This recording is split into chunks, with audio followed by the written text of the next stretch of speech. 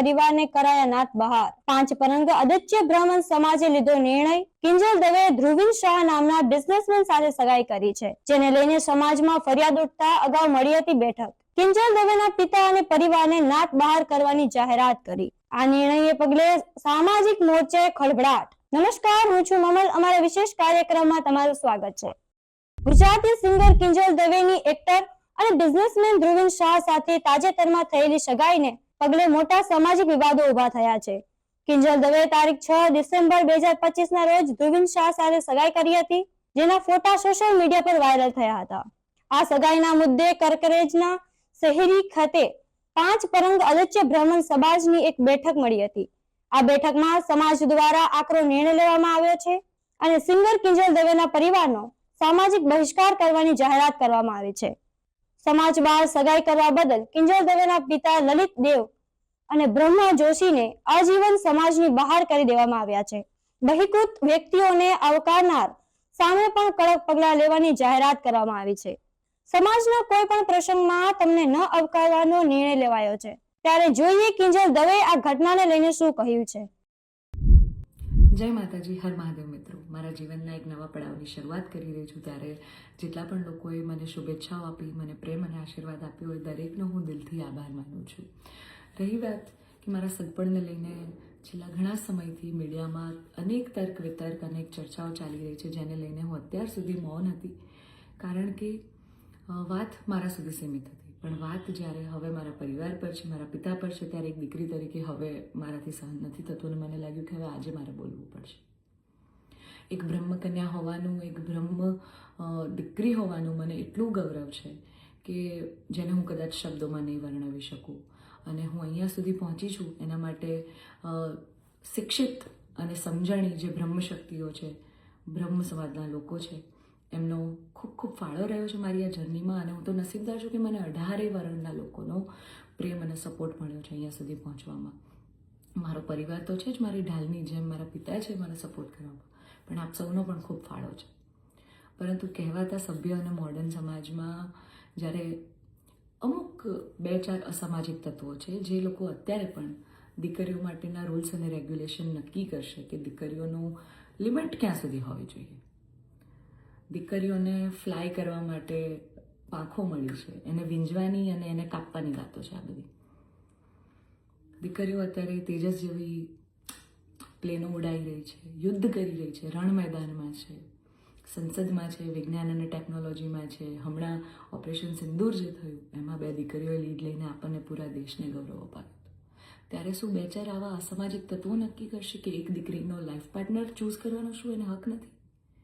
હું બહુ નસીબદાર છું કે મને એવો પરિવાર ને એવા પિતા મળ્યા છે જે મારી ખુશીમાં ખુશ થાય છે અને મારા નિર્ણયને જે મેં હરખે વધાવી લીધો છે। કારણ કે ઓફકોર્સ હું એક એવા પરિવારમાં જઈ રહી છું કે જે આખો ભક્તિમય પરિવાર છે। બહુ જ પરિવારના લોકો અને મારો પાર્ટનર મને એટલો પ્રેમ કરે છે કે જેમને હું જે છું, જેવી છું, જે પણ છું, મને ખૂબ આદરથી, સત્કારથી એ લોકો સ્વીકારી છે। રાત દિવસ જ્યાં ગાયત્રી મંત્ર, નવકાર મંત્રના જાપ થાય છે, આવા પરિવારમાં હું જઈ રહી છું, મને ખૂબ જ ગૌરવ છે। એટલે હું તમામ બ્રહ્મશક્તિઓ, સમજણી અને શિક્ષિત જે લોકો છે, બાકીના લોકોના મગજમાં નહીં ઉતરે કદાચ આ વાત, પણ જે લોકો શિક્ષિત છે, સમજુ છે, એ લોકોને હું નમ્ર વિનંતી કરું છું કે આવા 2-4 જે અસામાજિક તત્વો છે ને, કે જે દીકરીઓની પાંખોને કાપવાની વાતો કરી રહ્યા છે, પ્લીઝ એને સમાજમાંથી દૂર કરો, નકર આપણો સમાજ ક્યાંયનો નહીં રહે। તમે દીકરીઓનું સારું જ કરવા માંગતા હોય ને, તો દીકરીઓના શિક્ષણ માટે વાત કરો, નાની નાની દીકરીઓ પર જે બળાત્કાર થઈ રહ્યા છે એના માટે વાત કરો, દીકરીઓની પ્રતિભાને આગળ લાવવાની વાત કરો। ચલો આ બધી પ્રતિભાને બધું તો મોડર્ન વસ્તુ થઈ ગઈ, હજી જૂના 18મી 17મી સદીના કુરિવાજો આપણા સમાજમાં ચાલ્યા આવે છે। હજી કેટલા બાળ લગ્ન થાય છે આપણને બધાને ખબર છે, સાટા પ્રથા ચાલુ છે જેની પીડિત હું પણ છું, તમને બધાને ખબર છે।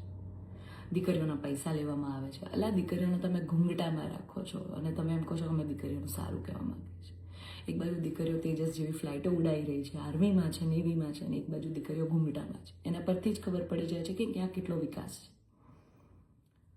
હું દરેક બ્રહ્મ શક્તિઓને, બ્રહ્મ આગેવાનોને નિવેદન કરું છું, આજીજી કરું છું કે આવા અસામાજિક તત્વોને સમાજમાંથી હટાવો।